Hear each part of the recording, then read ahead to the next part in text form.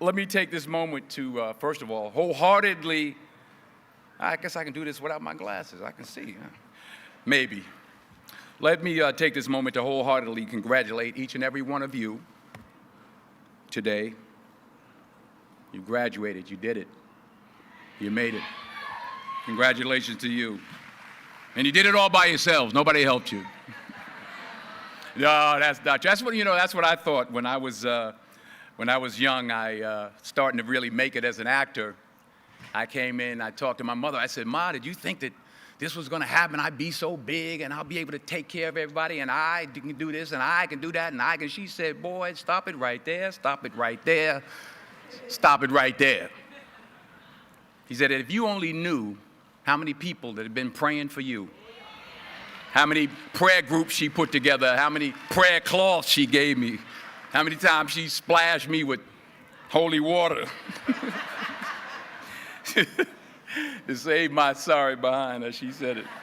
She said, oh, you did it by yourself? I tell you what you can do by yourself. You can go outside, get a mop and a bucket and wash them windows. You can do that by yourself. Superstar. So I'm saying that to say I want to congratulate all the parents and friends and family and aunties and uncles and grandmothers and grandfathers and teachers and friends and enemies, all the people that helped you to get where you are today. Congratulations to you all. I'm going to tell about 2-3 stories. I'm going to keep it real short. I remember my graduation. Speaker got up there, went on forever, blah, blah, blah, blah, blah, blah, blah, blah, blah. So I'm going to keep it short. Number 1, put God first. Put God first in everything you do.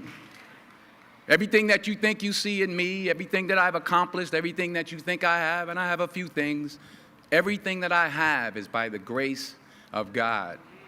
Understand that. It's a gift. 40 years ago, March 27th, 1975, it was 40 years ago, just this past March, I was flunking out of college. I had a 1.7 grade point average. I hope none of you can relate. I had a 1.7 grade point average. I was sitting in my mother's beauty shop. They still call it beauty shops now? What they call it now? Yeah, I was sitting in the beauty parlor. I was sitting in my mother's beauty parlor, and I'm looking in the mirror, and I see behind me this woman under the dryer. And every time she looked up, every time I looked up, she was looking at me, just looking me in the eye. And I didn't know who she was, and I said, she said, somebody give me a pen, give me a pencil, I have a prophecy. March 27, 1975, she said, boy, you are going to travel the world and speak to millions of people. Now, mind you, I was flunked out of college. I'm thinking about joining the army. I didn't know what I was going to do, and she's telling me I'm going to travel the world and speak to millions of people. Well, I have traveled the world, and I have spoke to millions of people. But that's not the most important thing, the success that I had. The most important thing is that what she taught me and what she told me that day has stayed with me since. I've been protected. I've been directed. I've been corrected. I've kept God in my life, and it's kept me humble. I didn't always stick with him, but he always stuck with me. So stick with him in everything you do. If you think you want to do what you think I've done, then do what I've done and stick with God. Number 2, fail big. That's right. Fail big.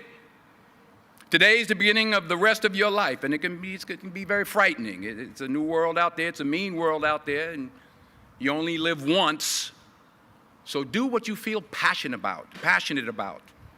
Take chances professionally. Don't be afraid to fail. There's an old IQ test, was 9 dots, and you had to draw 5 lines with a pencil within these 9 dots without lifting the pencil. The only way to do it was to go outside the box. So don't be afraid to go outside the box.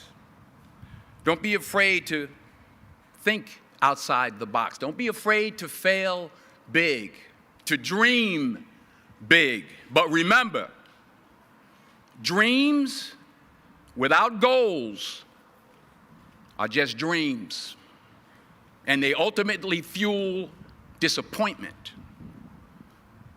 So have dreams, but have goals. Life goals, yearly goals, monthly goals, daily goals. I try to give myself a goal every day. Sometimes it's just to not curse somebody out. Simple goals, but have goals. And understand that to achieve these goals, you must apply discipline and consistency. In order to achieve your goals, you must apply discipline, which you have already done, and consistency every day, not just on Tuesday and miss a few days. You have to work at it every day. You have to plan every day. You've heard the saying, we don't plan to fail, we fail to plan. Hard work works. Working really hard is what successful people do. And in this text, tweet, twerk world that you've grown up in, remember, just because you're doing a lot more doesn't mean you're getting a lot more done. Remember that. Just because you're doing a lot more doesn't mean you're getting a lot more done. Don't confuse movement with progress. My mother told me, she said, yeah, because you can run in place all the time and never get anywhere. So continue to strive, continue to have goals, continue to progress. Number 3, you'll never see a U-Haul behind a hearse. I'll say it again. You'll never see a U-Haul behind a hearse. I don't care how much money you make, you can't take it with you. The Egyptians tried it. They got robbed. That's all they got. You can't take it with you. And it's not how much you have. It's what you do with what you have. We all have different talents. Some of you will be doctors, some lawyers, some scientists, some educators, some nurses, some teachers. Yeah, okay. Some preachers. The most selfish thing you can do in this world is help someone else. Why is it selfish? Because the gratification, the goodness that comes to you, the good feeling that I get from helping others, nothing's better than that. Well, one or two things, but nothing's better than that. Not jewelry, not big house I have, not the cars, but it's the joy. That's where the joy is, in helping others. That's where the success is, in helping others. Finally, I pray that you put your slippers way under the bed tonight, so that when you wake up in the morning, you have to get on your knees to reach them. And while you're down there, say thank you for grace. Thank you for mercy. Thank you for understanding. Thank you for wisdom. Thank you for parents. Thank you for love. Thank you for kindness. Thank you for humility. Thank you for peace. Thank you for prosperity. Say thank you in advance for what's already yours. It's how I live my life. That's why I am, one of the reasons why I am today. Say thank you in advance for what is already yours. True desire in the heart for anything good is God's proof to you, sent beforehand to indicate that it's yours already. I'll say it again. True desire in the heart, that itch that you have, whatever it is you want to do, that thing that you want to do to help others and to grow and to make money, that desire, that itch, that's God's proof to you, sent beforehand already to indicate that it's yours.